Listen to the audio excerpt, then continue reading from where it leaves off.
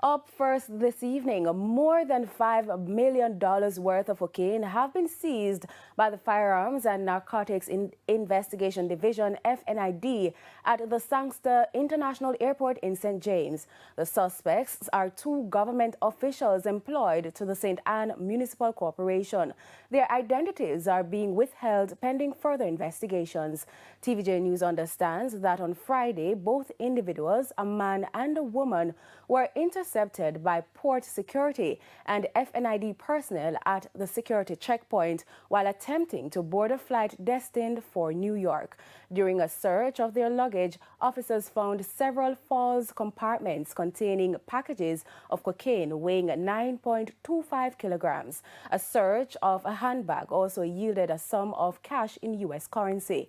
Following the airport arrests, FNID officers conducted secondary operations at the residences of both suspects, where a Glock 19 pistol, 13 rounds of ammunition, and an ounce of cocaine were found. One of the suspects also revealed to the police that he had ingested more than 70 pellets of cocaine.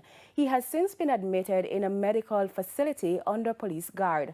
Director of FNID, Superintendent Patra Rowe, said the police have intensified their operations to nab perpetrators involved in the illegal firearms and narcotic trade.